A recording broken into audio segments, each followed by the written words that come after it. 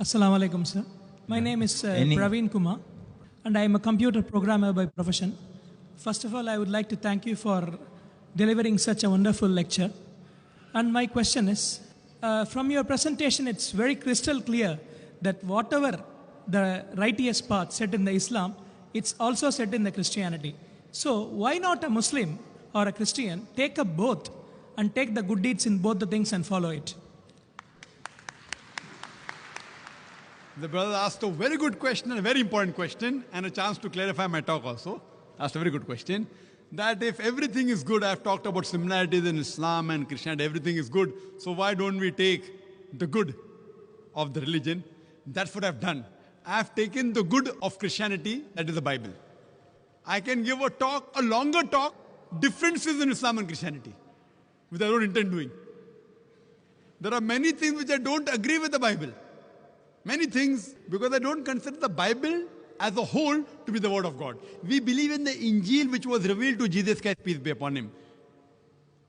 But the present Bible is a corrupted form of the original revelation which was given to Jesus Christ, peace be upon him.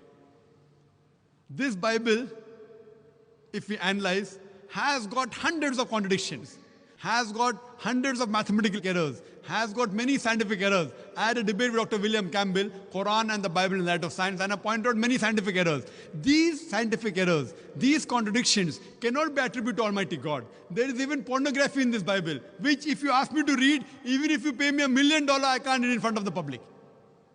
Pornography. Ezekiel chapter number 23, and I can quote the references, but I cannot read it. I cannot. Islam doesn't give me permission. So what I have done, brother, I have followed the guidance of the Quran of Surah Al-Imran, chapter 3, verse 64, which says, "Ta'alaw ila kalmatin sawa'in bainana bainakum." Come to common terms as between us and you. At least what is common, we agree to follow. What is not common, we'll discuss it later on. See, when we have an interfaith dialogue, I disagree with the way interfaith dialogue takes place in different parts of the world. There is a Christian who comes and says, all religions are good, Islam is good, Christianity is good, Hinduism is good. Then a Hindu comes and says, Islam is good, Christianity is good, Hinduism is good. Then a Muslim comes and says, Islam is good, Christianity is good, Hinduism is good. Then when I ask the question, will that Christian priest give up Christianity and accept Islam if both are the same? The answer is no. Will the Hindu give up his religion and become a Christian? The answer is no. Will the Muslim give his religion and become a Hindu? The answer is no. It is nothing but hogwash. What I have done, I asked the people, at least let us agree that one scripture in the world is 100% the word of God. No one will have problem in that. The Hindu will say, okay, I don't mind accepting my scripture, the Veda, to be the word of God, 100% correct. The Christian will say, I have got no problem. I wouldn't mind accepting Bible to be the word of God. The Muslim will say, I have got no problem. I wouldn't mind accepting Quran to be the word of God. Now, take out the common factors in all these major world religious scriptures. At least agree to follow what is common. All the major world religions, they say there's one God. They say idol worship is wrong. All the major world religious scriptures say that the last and final messenger to come is Prophet Muhammad Sallallahu Alaihi Wasallam. So when we analyze, I say, let us at least agree to follow what is common. All the major religions speak about modesty, even Hinduism. And earlier when I had come to Dubai, last year, I gave a talk on similarities between Hinduism and Islam. Even Hinduism says there's one God, idol worship is prohibited, Muhammad Sallallahu Alaihi Wasallam is going to come. Prophet Muhammad, peace be upon him, is mentioned more than 100 places in the Hindu scripture. Even Hindu scripture says that you should be modest, the woman should be completely covered, the head should be covered, polygamy is allowed in Hinduism and Christianity as well as in Islam, about modesty, not to have alcohol, not to gamble. That doesn't mean everything of Hinduism is correct. Similarly, everything what today the Christians follow is not correct. What I have done, I have used the Furqan. Quran is the Furqan, the criteria to judge right from wrong. What is matching with the Quran, I have got no objection in accepting that to be correct. What contradicts, I disagree. There is certain things mentioned in the Bible. The prophets, they did incest with the daughter. Now how can I agree that Prophet Lut, alayhi salam, Prophet Lot, did incest with his daughter? I can't agree with that.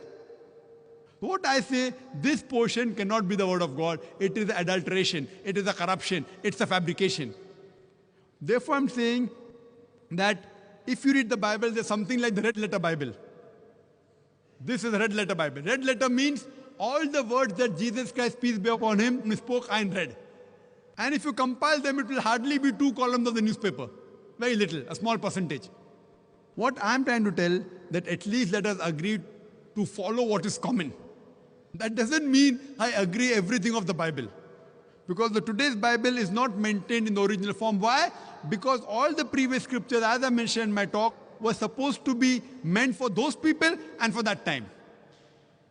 Today, you have to follow the last and final message, that is the glorious Quran, and the last and final messenger, Prophet Muhammad, peace be upon him. Irrespective whether they're born in India, or Pakistan, or America, or UK, or UAE, or Saudi Arabia, you have to follow the last and final revelation, the Quran, and the last and final messenger, Prophet Muhammad, peace be upon him. You tell me to take the good points, I've taken the good points of Christianity. As far as Islam is concerned, I don't know a single bad point.